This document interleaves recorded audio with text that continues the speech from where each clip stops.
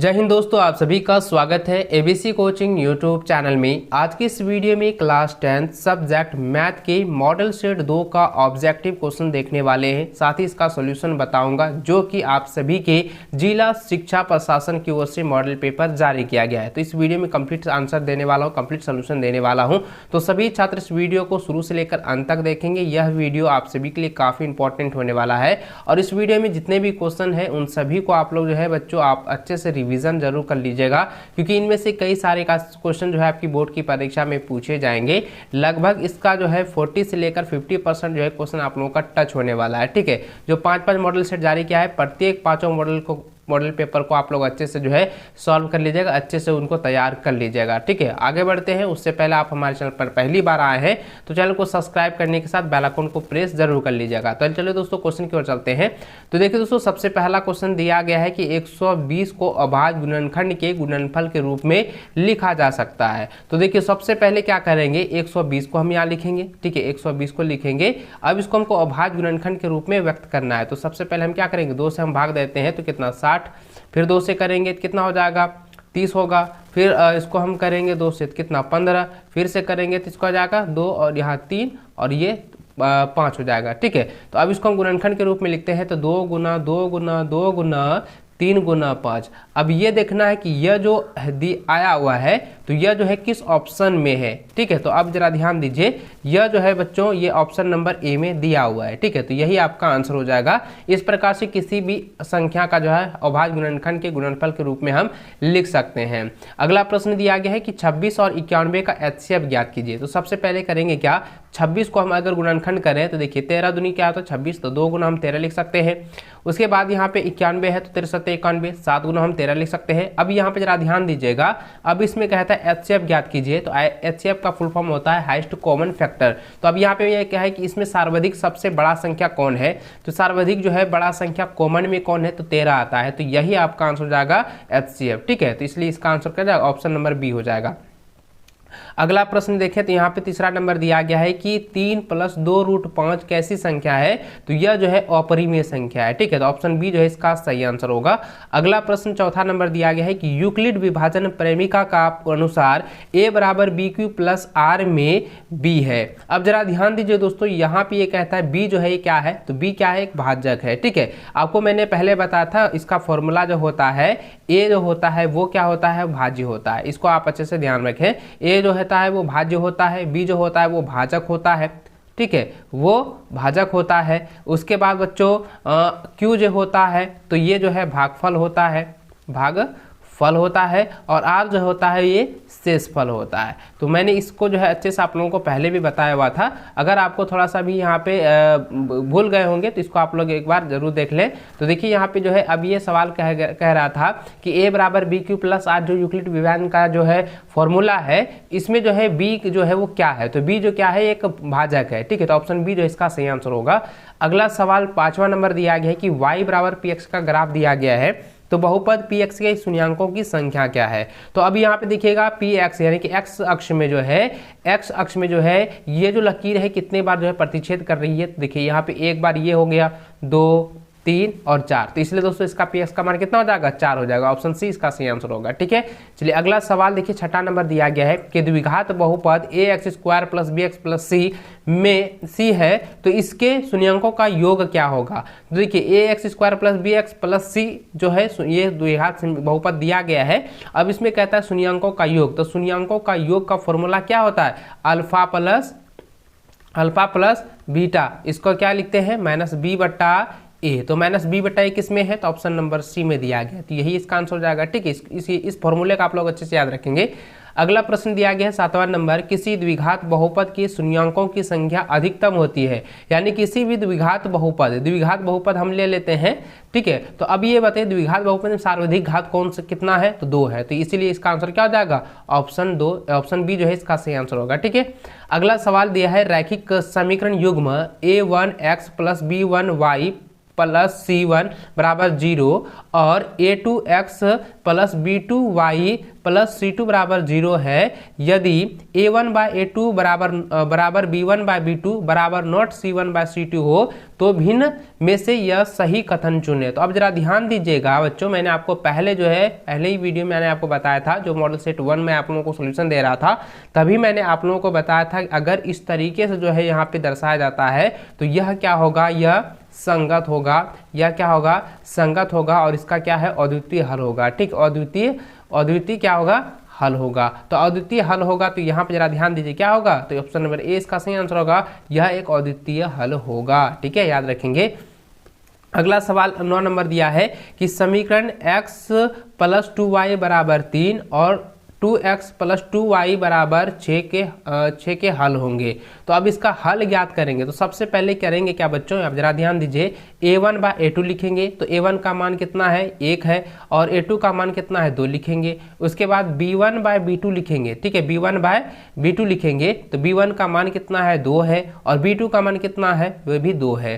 ठीक है, इसको हम कटा सकते हैं तो ये कितना हो गया, 1 आ गया। उसके बाद C1 बाय C2 लिखेंगे। अब यहाँ पे देखिए 3 है और यहाँ पे 6 है, इसको हम कटाएंगे, 1/2 आता है। अब जरा ध्यान दीजिएगा दोस्तों, यहाँ पे चूंकि A1 बाय A2, ठीक है, A1 बाय A2 बराबर नॉट B1 बाय B2 बराबर नॉट B1 बाय B2 बराबर नॉट C1 बाय C2 है, यानी कि दोस्तों यह जो है एक दूसरे के जो है ये विरोधा है। ठीक है, विरोधाभास में है। तो अब जरा ध्यान दीजिएगा, अब ये मैंने आपको पहले ही बताया था ना कि यह जो है ये क्या होगा, जब ये जो है एक दूसरे के साथ जो है विरोधित करेगा तो ये जो है अद्वितीय हल को दर्शाएगा। ठीक है, ये क्या होगा, अद्वितीय हल को दर्शाएगा। तो अद्वितीय हल में क्या होता है, तो अद्वितीय हल हमें कोई हल नहीं होता है। तो इसलिए दोस्तों इसका आंसर क्या हो जाएगा, देखिए इसका जो आंसर होगा ये हो जाएगा, ऑप्शन नंबर डी हो जाएगा। ठीक है, तो 9 नंबर का डी नंबर इसका सही आंसर होगा, इसको आप लोग अच्छे से याद रख लेना। ठीक है, चलिए अगला सवाल देखिए 10वां नंबर दिया गया है कि समीकरण निकाय x प्लस 2y और 5x प्लस ky 15 के अनगिनत हल होने के लिए k का मान लिखें। तो देखिए अनगिनत हल के लिए, तो अनगिनत हल के लिए जो है पहले क्या होता है, a1 बाय a2 बराबर b1 बाय b2 होता है और बराबर c1 बाय C2 होता है। तीनों क्या होता है कि ये बराबर होता है, तब ये जो है अनगिनत हल को दर्शाता है, यानी कि अनेक हल को दर्शाता है। जब यह जो है, अब ये इसको हम दर्शाएंगे अपने समीकरण के अनुसार, इसको समझेंगे। यहाँ पे देखिए 2 समीकरण दिया है ना, इसी के अनुसार आपको k का मान ज्ञात करना है। तो सबसे पहले क्या करेंगे, तो x का मान a का मान कितना है, a1 बाय a2 का जो मान है वो 1 कितना हो जाएगा, 5 है, तो ये लिख दिए। अब इसके बाद यहाँ पे जरा ध्यान दिए, मैं इसको डायरेक्ट सॉल्व करता हूँ। ठीक है, चलिए इसको मैं डायरेक्ट सॉल्व करके आपको बताता हूँ। तो यहाँ पे लिखेंगे a1 बाय a2 बराबर b1 बाय b2। अब इसको यहाँ पे करते हैं तो 1 कितना हो गया, 5 हो जाएगा। अब उसके बाद लिखेंगे यहाँ पे 2 कितना हो जाएगा, 2 हो जाएगा k। तो अब ये लिख दिए, तो अब यहाँ पे k बराबर कितना हो गया, 10। तो अब जरा ध्यान दीजिए k बराबर 10 आया, तो यहाँ पे क्या हो जाएगा, ऑप्शन नंबर बी जो है इसका सही आंसर हो जाएगा। k का मान कितना निकल चुका है, 10 आ चुका है। ठीक है, चलिए आगे बढ़ते हैं 11 नंबर सवाल की ओर चले। तो देखिए दिया गया है कि निम्न में से कौन द्विघात समीकरण नहीं है। देखिए बच्चों, मैंने आपको बताया था द्विघात समीकरण नहीं होने का कारण, और मैंने आपको बताया था इसका जो रूप होता है वो इस प्रकार होता है कि ax² plus bx plus c बराबर क्या होता है, 0 होता है। अब जरा ध्यान दीजिएगा, मैंने आपको और एक चीज बताया था कि अगर x² इधर भी रहे और बराबर के उस पार x² रहे तो ये क्या होता है, कट जाता है। ठीक है, तो अब जब ये कट जाएगा तो अब क्या करेंगे, जरा ध्यान दीजिएगा। सबसे पहले आप इसको समझें, तो यहाँ पे ax², तो यहाँ पे x² इधर भी आएगा और यहाँ पे देखिए ये क्या है, इसमें नहीं आएगा, तो क्या ये द्विघात समीकरण के रूप में होगा। अब इसको हमको सॉल्व करके बताना है। ठीक है, अब इसको हम सॉल्व करके बताना, तो ये जो है द्विघात समीकरण होगा, ये भी द्विघात समीकरण होगा और ये भी द्विघात समीकरण होगा। लेकिन बच्चों ऑप्शन नंबर डी जो है द्विघात समीकरण नहीं होगा। तो कैसे नहीं होगा, यहाँ पे हम लोग समझेंगे। तो इसको हम लिखे x² minus 2x plus 1 is equal to हो जाएगा x² माइनस 4 हो जाएगा। अब देखिए ये और यह जो है कट जाएगा, तो बचा यही ना, तो देखिए इसका जो है द्विघाती सूत्र के रूप में आता है, नहीं आता है, तो ये जो x स्क्वायर कटिए गया, ठीक है। तो इसलिए दोस्तों इसका जो आंसर होगा ना ऑप्शन नंबर डी हो जाएगा, यह द्विघात समीकरण के रूप में नहीं होगा, ठीक है। चलिए आगे बढ़ते हैं। 12 नंबर सवाल दिया गया है कि द्विघात समीकरण ax square plus bx plus c बराबर 0 के मूल वास्तविक एवं समान हो। मैंने आपको बताया था कि अगर d जो है वो 0 के बराबर हो तो मूल वास्तविक और समान होता है, तो ऑप्शन ए जो है इसका सही आंसर होगा। अगला सवाल दिया है कि द्विघात समीकरण 3x square minus 5x plus 2 का विभिक्तर मान है। तो विभिक्तर मान ज्ञात करना है, तो सबसे पहले करेंगे क्या, a का मान कितना है 3 है, b का मान कितना है -5 है, और c का मान कितना है भाई, तो c का मान है 2 दिया हुआ है, ठीक है। अब d का फॉर्मूला क्या होता है, b स्क्वायर माइनस 4ac।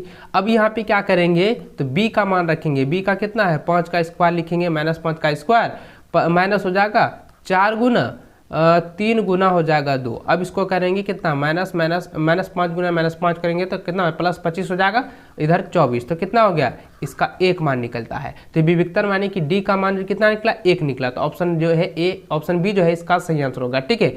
चलिए आगे बढ़ते हैं। 14 नंबर यहाँ पे देखें, दिया गया है कि निम्न में कौन द्विघात सूत्र है। तो द्विघाती सूत्र का फॉर्मूला होता है -b प्लस माइनस √d/2a, ठीक है। तो ऑप्शन नंबर ए जो है इसका सही आंसर होगा। अगला सवाल 15 नंबर दिया है, AP 3 1 -1 -3 के लिए क्रमशः प्रथम पद और सार्वंतर d क्या होगा। तो सबसे पहले प्रथम पद हम ज्ञात कर लेते हैं, तो प्रथम पद जो है वो 3 होगा, a जो है वो 3 निकल गया। अब d का फॉर्मूला निकालते हैं, तो d का होता है a2 - a1। तो a2 का मान देखिए, दूसरा पद क्या है 1 है, तो यहाँ पे हम 1 लिखेंगे और इसको हम माइनस यहाँ पे 3 में घटाएंगे, तो कितना हो जाएगा -2 हो जाएगा, ठीक है। तो देखिए अब यहाँ पे क्या निकला, a का मान जो है 3 निकल गया और d का मान -2, तो यहाँ पे दिया हुआ ऑप्शन बी में इसका आंसर दिया हुआ है, ठीक है। तो यही आंसर हो जाएगा। चलिए अगला सवाल देखिए, 16 नंबर दिया है कि AP -3 -1/2 11वां पद है। अब देखिए इसमें ये जो AP दिया गया है समांतर श्रेणी, इसमें आपको 11वां पद ज्ञात करना है। तो सबसे पहले क्या करेंगे, a का मान कितना है -3 है। अब देखिए इसमें सार्वंतर आपको ज्ञात कर लेना, तो सबसे पहले सार्वंतर ज्ञात कर लेते हैं। तो a2 - a1 का फॉर्मूला, ठीक है। तो a2 का मान कितना है -1/2 है, और ये माइनस माइनस हो जाएगा +3। अब देखिए इसको करेंगे 3 दूनी 6, ठीक है, -1 + 3 दूनी 6/2। तो इसका आंसर क्या हो जाएगा, देखिए इसको हम निकालेंगे 5/2 हो गया। तो d का सार्वंतर का मान कितना निकला 5/2। अब यहाँ पे कहता है 11वां पद ज्ञात कीजिए, यानी कि a11 ज्ञात करना है। तो a प्लस कितना लिख सकते हैं 9d लिख सकते हैं ना। तो a का मान कितना है भाई, तो a का मान जो है पहले से दिया हुआ है -3, और 9 गुना करेंगे कितना 5/2 करेंगे, ठीक है। सॉरी यहाँ 11 है ना, तो 10 लिखेंगे यहाँ पे, तो 10 यहाँ पे हो जाएगा। तो 5 दूनी 10, तो 5 25, और इसको हम 3 घटा देंगे, कितना हो जाएगा 22। तो अब यहाँ पे 11वां पद कितना निकल गया 22 निकल चुका है। तो ऑप्शन बी जो है इसका सही आंसर होगा। अगला सवाल दिया गया है 17 नंबर की प्रथम n पदों या n पूर्णांकों का योगफल होता है। तो प्रथम n घन पूर्णांकों का योग जो होगा n × n+1/2 होता है। तो ऑप्शन नंबर बी जो है इसका सही आंसर होगा, ठीक है। इसको अच्छे से आप लोग याद रखना। अगला सवाल देखिए, यहाँ पे दिया गया है कि आकृति में त्रिभुज ABC समरूप त्रिभुज PQR है, जिसमें प्रयुक्त समरूपता कसौटी है। तो यहाँ पे देख सकते हैं कि हम यहाँ पे देखिए a जो है वो p के बराबर है, b जो है वो c के बराबर है, और सॉरी q के बराबर है, और c जो है वो r के बराबर है। यानी कि ये जो है a समरूपता को यहाँ पे दर्शाता है, a समरूपता कसौटी को दर्शा रहा है, इसलिए इसका आंसर हो जाएगा ऑप्शन नंबर ए, इसका सटीक आंसर होगा, ठीक है। चलिए आगे बढ़ते हैं। 18 नंबर मैंने बताया, 19 नंबर की ओर। तो देखिए एक 19 नंबर सवाल देखिएगा, बहुत ही इंपॉर्टेंट है। ये मॉडल सेट 1 में भी ये सवाल दिया गया था, लेकिन उसमें थोड़ा सा अलग था, ठीक है। लेकिन बात वही है, दोनों सेम ही क्वेश्चन है। दिया गया है कि एक समलंब ABCD में, जिसमें जो है AB समांतर श्रेणी है के विकर्ण परस्पर O पर करते हैं, यानी प्रतिच्छेद करते हैं। यदि AB = 2CD है, तो त्रिभुज AOB तथा त्रिभुज COD का क्षेत्रफल का अनुपात क्या होगा। तो सबसे पहले हम क्या करेंगे बच्चों, ध्यान दीजिएगा, यहाँ सबसे पहले ध्यान दीजिएगा, AB बराबर दिया है 2CD।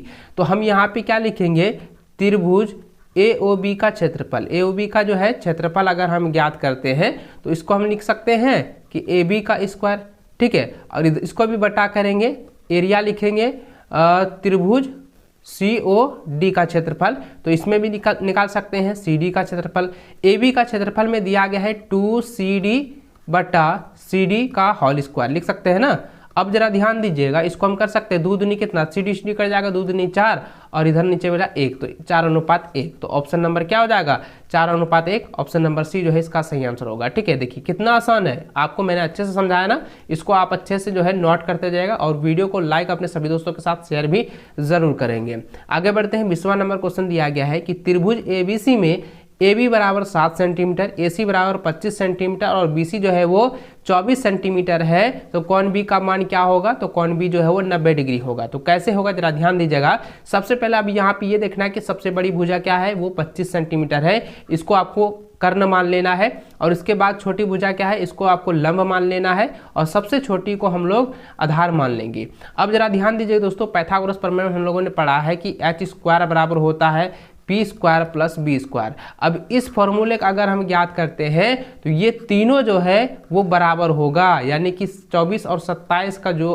वर्गों का योग जो है वो 25 के योग के बराबर होगा, इसलिए कोण B जो है वो 90 डिग्री दर्शाएगी। ठीक है, जैसे कि मैं यहाँ पिक्चर बनाकर आपको बता देता हूँ। तो देखिए ये समकोण त्रिभुज है, ये कर्ण हो गया ना। जब ये कर्ण जो है ये बड़ी भुजा जो है दोनों छोटी भुजा के योग के वर्गों के योग के बराबर होता है, तो वह समकोण त्रिभुज कहलाता है। ठीक है, तो ये वाला आपका जो है कोण B जो है जाएगा 90 डिग्री हो जाएगा। ठीक है, अगला सवाल 21 नंबर दिया गया है कि y अक्ष से बिंदु 3 और 5 की दूरी होती है। अब जरा ध्यान दीजिएगा, y अक्ष कहता है तो y अक्ष आपको यही तो ले लेना है। ठीक है, ये हो जाएगा y और ये हो जाएगा x। ठीक है, इसको अच्छे से याद रखना है। y अक्ष के बिंदु से ले रहा है, तो y अक्ष से बिंदु से ले रहा है, तो यही पहला वाला जो है y बन जाएगा। ठीक है, तो ऑप्शन नंबर जो है 3 C जो है इसका सही आंसर होगा 3। चलिए आगे बढ़ते हैं, 22 नंबर दिया गया है कि बिंदुओं -10, 6 और 6 -10 को मिलाने वाली रेखा के मध्य बिंदु का नियमांक होगा। तो अब जरा ध्यान दीजिएगा दोस्तों, मैंने आपको पहले इसके बारे में बताया हुआ था कि अगर यहाँ पे दो बिंदुओं को मिलाने वाली रेखा का मध्य बिंदु को नियतांक अगर ज्ञात करता है तो आपको कैसे ज्ञात करनी है। सबसे पहले यहाँ पर आपको ध्यान देनी होगी और इसको आप लोगों को जो है अच्छे से समझना होगा, क्योंकि दोस्तों यह जो है ना काफ़ी VVI सवाल है, इंपॉर्टेंट सवाल यहाँ पे दिया गया है।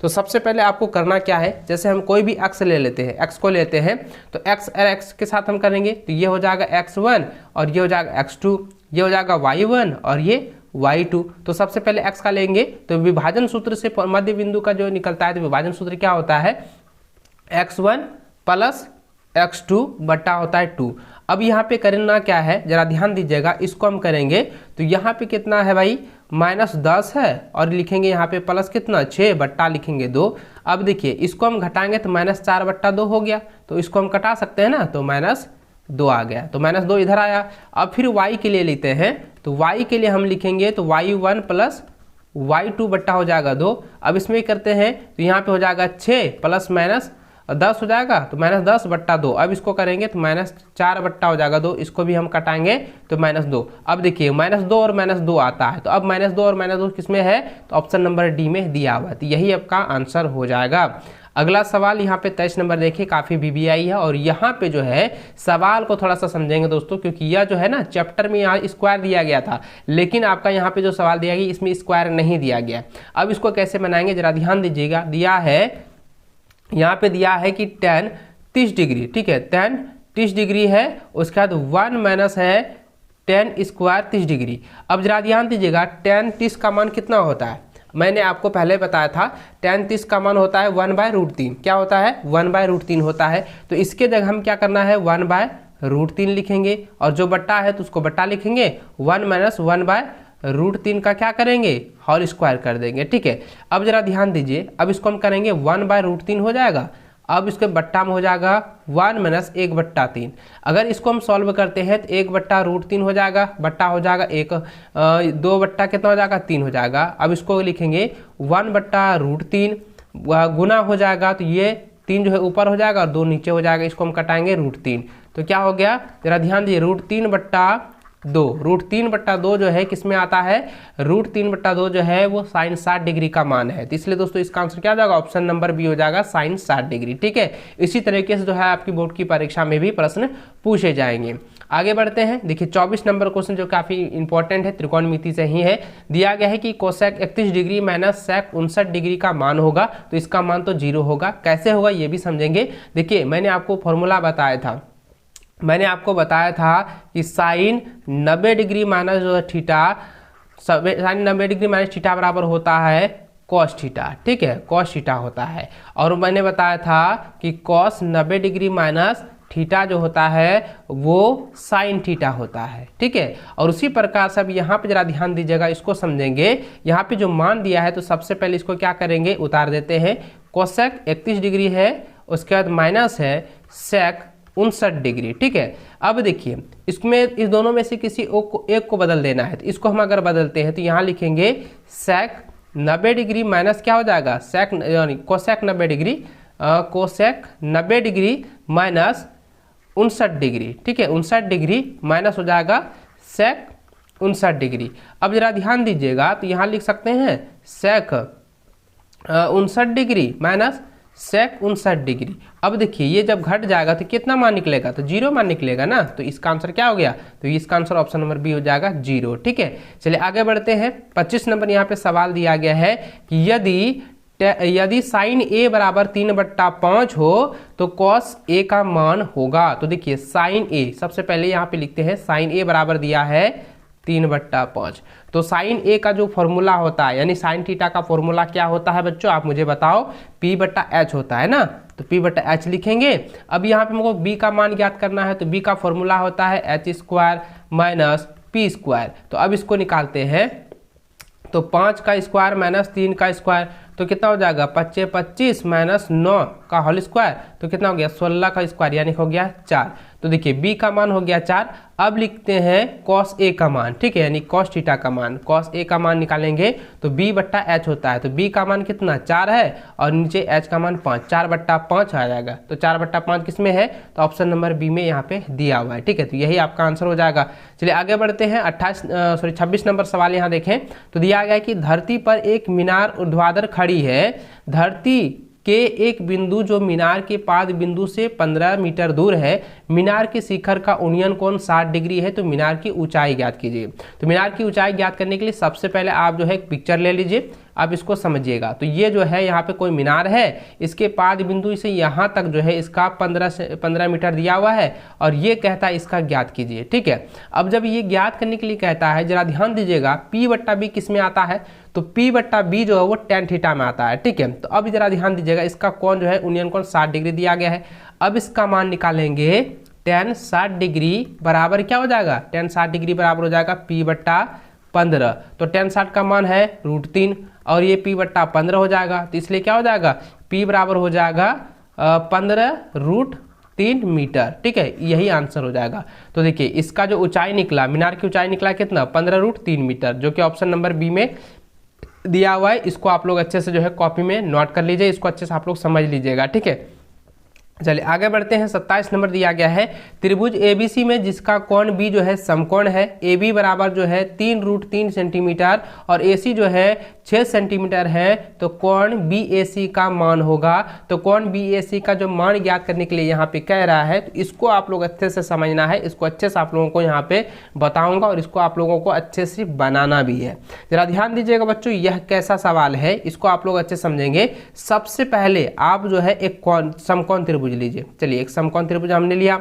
अब यहाँ पे कहता है कि कोण B जो है वो समकोण है, और बाकी ये A और C बन जाता है। तो AC का मान दिया है 6 और इसका मान दिया है 3√3 दिया है। अब ये बताइए B/H किस में आता है, तो B/H किस में आता है, उस फॉर्मूले का आपको यहाँ पे लिखना है और आपको यहाँ पे बनाना है। ठीक है, अब देखिए यहाँ पे समझेंगे, ये जो है आपको, सॉरी यहाँ पे B/H यहाँ पे कैसे हुआ, जरा ध्यान दीजिएगा। यहाँ पे ये कहता है कि कोण A का मान ज्ञात कीजिए। तो A ये वाला है ना, तो इसका ये हो जाएगा P, तो ये हो गया B, और ये हो गया समकोण के सामने वाली भुजा को कर्ण, तो ये हो जाएगा B/H। तो B/H किस में आता है, आप मुझे कॉमेंट करके बताओ।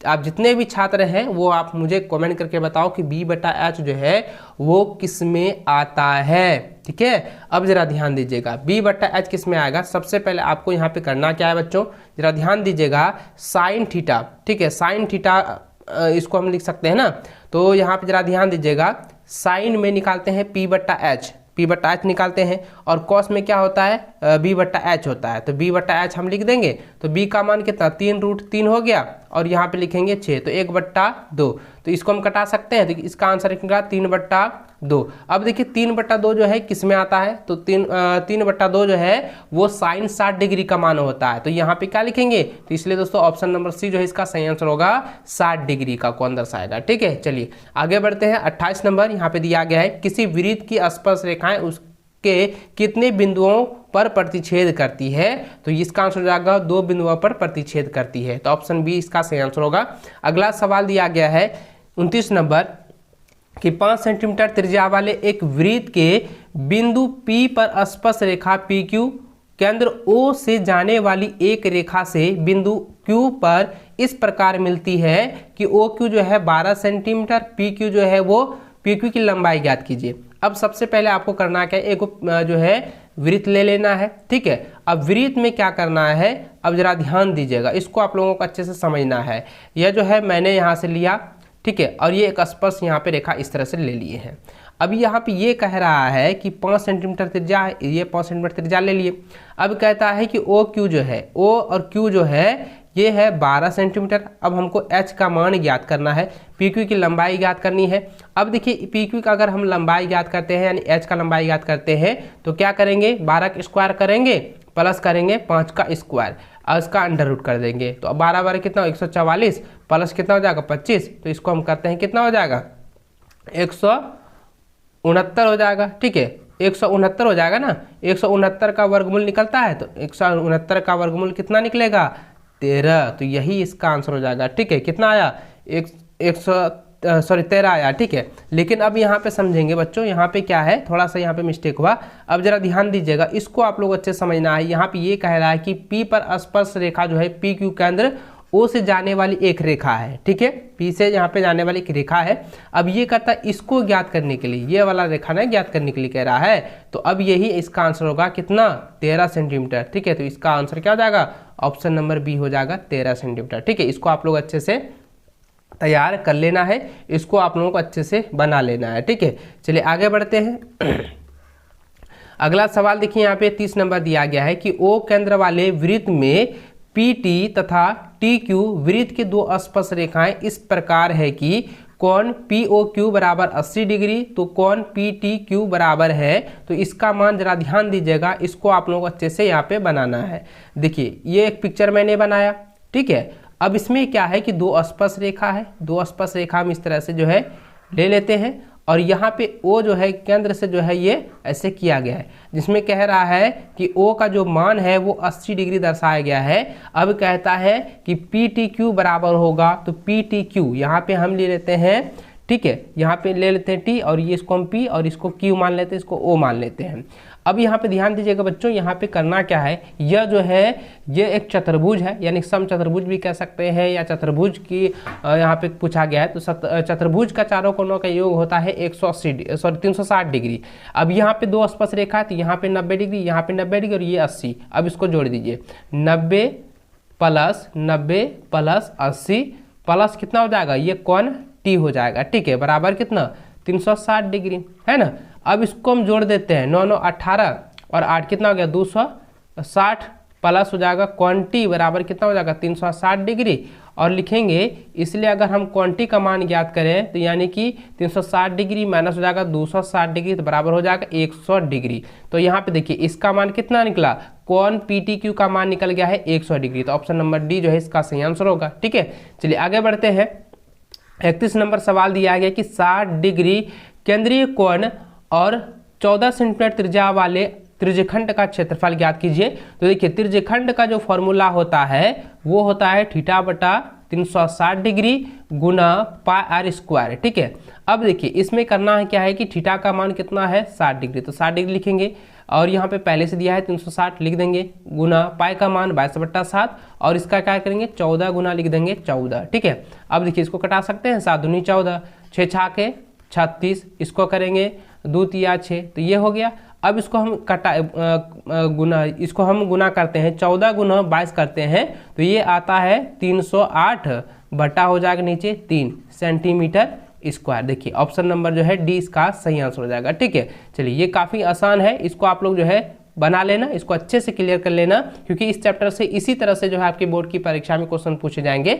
वृत्त के क्षेत्रफल, त्रिज्यखंड का क्षेत्रफल, ये सभी को आप लोगों को अच्छे से याद रखना है, और बेलन का आयतन ये सभी को याद रखना है। ठीक है, चलिए आगे बढ़ते हैं। तो देखिए 32 नंबर सवाल दिया गया है कि यदि एक वृत्त का परिमाप और क्षेत्रफल संख्यात्मक रूप से बराबर है तो वृत्त की त्रिज्या होगी, तो इसका आंसर हो जाएगा 2 मात्रक। तो देखिए ये काफ़ी आसान है, बहुत बार आप लोग बनाए होंगे, इसको आप लोग जो है बनाते बनाते शायद आप लोगों को याद हो गया होगा।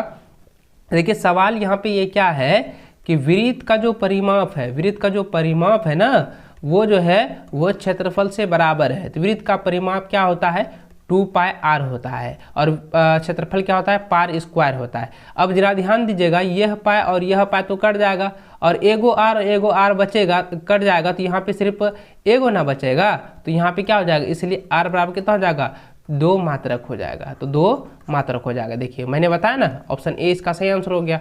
अगला सवाल दिया गया है कि आर त्रिज्या वाले वृत्त के चतुर्थांश का क्षेत्रफल ज्ञात कीजिए। तो वृत्त के चतुर्थांश का क्षेत्रफल का फॉर्मूला होता है 1/4 पाई आर क्यूब। ठीक है, सॉरी 1/4 पाई स्क्वायर होता है। तो ऑप्शन नंबर सी जो है इसका सही आंसर होगा। इसको आप लोग जो है अच्छे से तैयार कर लेना। वृत्त के चतुर्थांश का क्षेत्रफल होता है 1/4 पाई आर स्क्वायर होता है। तो ऑप्शन सी जो है इसका सही आंसर होगा। अगला सवाल 34 नंबर दिया गया है कि आर त्रिज्या तथा एच ऊंचाई वाले बेलन का आयतन क्या होगा। तो देखिए बच्चों यहाँ पे जो है ना थोड़ा सा आपको यहाँ पे समझना है, क्योंकि बेलन का जो आयतन होता है पाई स्क्वायर इंटू एच होता है, लेकिन इसमें एक में भी नहीं दिया है। तो इसको आप लोग याद रखना है कि इसका जो होता है पाई आर स्क्वायर इंटू एच होता है। ठीक है, याद रखेंगे। यहाँ पे एक में भी समीकरण में ये जितना भी ऑप्शन है, ये पूरा ऑप्शन जो है गलत इसमें दिया गया है। तो इसका सही आंसर क्या हो जाएगा पाई स्क्वायर इंटू एच। इसको अच्छे से याद रखेंगे। ठीक है, अगला सवाल 35 नंबर दिया गया है कि 14 सेंटीमीटर त्रिज्या वाले अर्धगोले का वक्र पृष्ठीय क्षेत्रफल ज्ञात कीजिए। तो इसमें क्या करना है बच्चों, जरा ध्यान दीजिए। त्रिज्या का मान दिया है 14 सेंटीमीटर। ठीक है, उसके बाद कहता है अर्धवृत्त का जो है इसमें कहता है वक्र पृष्ठीय क्षेत्रफल। तो वक्र पृष्ठीय क्षेत्रफल अगर हमको ज्ञात करनी है तो इसका फॉर्मूला क्या होता है 2 पाई आर स्क्वायर होता है ना, 2 पाई आर, यहाँ लिखेंगे 2 पाई आर स्क्वायर। अब यहाँ पे करना है 2 पाई का मान 22/7 गुना 14 गुना हो जाएगा 14, इसको कटा सकते हैं 7 दूनी 14। अब जरा ध्यान दीजिएगा, इसको हम गुना करते हैं। ठीक है, 22 दूनी 44, 44 दूनी 88, 88 गुना 14 करते हैं, आता है 1232 सेंटीमीटर स्क्वायर, यानी कि 1232 सेंटीमीटर स्क्वायर। तो ये ऑप्शन नंबर सी जो है इसका सही आंसर होगा। ठीक है, चलिए अगला सवाल जरा ध्यान दीजिएगा, ये काफ़ी इंपॉर्टेंट है। दिया गया है कि यदि किसी घनाभ की लंबाई L, चौड़ाई B और ऊंचाई H हो तो घनाभ का आयतन क्या होता है। तो घनाभ का आयतन होता है L गुना B गुना H, यानी लंबाई गुना चौड़ाई गुना ऊंचाई। तो ऑप्शन नंबर ए जो है इसका सही आंसर होगा। इसको आप लोग कर लेना। ठीक है, चलिए बच्चों आगे बढ़ते हैं। 37 नंबर देखें, यहाँ पे जरा ध्यान दीजिएगा, ये काफ़ी इंपॉर्टेंट सवाल दिया गया है। यहाँ पे ये है कि यदि x 3, 4, 5 का माध्य जो है वो 5 है तो x का मान क्या होगा। अब सबसे पहले जरा ध्यान दीजिएगा, यहाँ पे माध्य का जो फॉर्मूला लगेगा, इसमें आंकड़ों का कुल योग और बट्टा हो जाएगा कुल अंक। तो यहाँ पे देखिए आंकड़ों का कुल योग, सबसे पहले क्या करेंगे, सबको जोड़ेंगे, x + 3 + 4 + 5 बट्टा क्या हुआ है 1 2 3 4, तो 4 लिख दें। ठीक है, अब यहाँ पे करेंगे तो 5 4 9 9 और यहाँ पे 3 कितना हो जाएगा 12, x प्लस हो गया 12 बट्टा हो गया 4, यहाँ 4 गो है ना, तो 4। अब यहाँ पे क्या है कि माध्य का मान पहले से दिया हुआ था 5, तो यहाँ 5 लिख देंगे, तो इसके भी यहाँ पे हो जाएगा 5। अब इसको करेंगे कितना हो जाएगा x + 12 बराबर हो जाएगा 5 × 20। अब लिखेंगे x बराबर हो जाएगा 20 - 12 बराबर हो गया 8। तो x का मान कितना निकला 8। तो ऑप्शन नंबर सी जो है इसका सही आंसर होगा। ठीक है, चलिए आगे बढ़ते हैं। 38 नंबर सवाल की ओर चलें। तो 38 नंबर यहाँ पे सवाल दिया गया है कि वर्ग अंतराल की उच्च सीमा एवं संचयी बारंबारता के बीच खींचे गए आलेख को कहते हैं, तो उसको हम लोग कहते हैं से अधिक प्रकार का त्वरण है। ठीक है, अधिक प्रकार का त्वरण है। अगर दोस्तों यहाँ पे जो है निम्न सीमा कहा जाए तो ये क्या हो जाएगा, कम प्रकार के त्वरण हो जाएंगे। लेकिन यहाँ पे कह रहा है उच्च सीमा क्या हो जाएगा, तो अधिक प्रकार का यह त्वरण है। ठीक है, चलिए आगे बढ़ते हैं। 39 नंबर दिया गया है कि घटना ई की प्रायिकता प्लस घटना ई नहीं की प्रायिकता होती है, तो इसका आंसर हो जाएगा ऑप्शन नंबर ए, एक घटना होती है। ठीक है, तो ऑप्शन बी जो है इसका सही आंसर होगा। ठीक है, याद रखेंगे। अगला सवाल 40वां नंबर दिया गया है कि एक साथ दो सिक्कों को उछालने पर कम से कम एक हेड आने की प्रायिकता ज्ञात कीजिए। तो सबसे पहले जरा ध्यान दीजिएगा सिक्कों में। ठीक है, आपका जो है सिक्का में जो है दो फलन होते हैं। ठीक है, दो फलक होते हैं, एक हेड होता है और एक जो है वो टेल होता है। ठीक है, तो ये दो फलक हो गए। अब यहाँ पे कहता है एक ही बार उछाला जाता है, तो इसकी प्रायिकता क्या होगी, अब इसकी प्रायिकता ज्ञात करनी है। तो सबसे पहले प्रायिकता ज्ञात करेंगे। अब यहाँ पे कहता है हेड आने की प्रायिकता, तो हेड जो है एक ही बार ना आएगा और टोटल कितना है 2, तो यहाँ पे 1/2, तो इसकी प्रायिकता कितनी हो गई, 1/2 हो गया। ठीक है, तो दोस्तों इस वीडियो में जो है मॉडल सेट 2 का जो है जितने भी ऑब्जेक्टिव क्वेश्चन थे उन सभी का मैंने आप लोगों को सोल्यूशन बता दिया है, और आगे की वीडियो में जो है मॉडल सेट 3 का भी सोल्यूशन मैं आप लोगों को बताने वाला हूँ। तो दोस्तों आपने अभी तक इस वीडियो को लाइक नहीं किए हैं तो वीडियो को एक लाइक करने के साथ अपने सभी दोस्तों के साथ भी शेयर करेंगे, और नीचे एक प्यारा सा कमेंट भी जरूर कीजिएगा कि वीडियो आप लोगों को कैसी लगी। वीडियो अगर अच्छा लगा हो तो आप जो है नीचे एक प्यारा सा कमेंट जरूर कीजिएगा। और बच्चों आप सभी से रिक्वेस्ट है, चैनल पर पहली बार आए हैं तो चैनल को सब्सक्राइब करने के साथ बेल आइकन को प्रेस कर लीजिए ताकि लेटेस्ट वीडियो की नोटिफिकेशन आप सबों को मिल सके।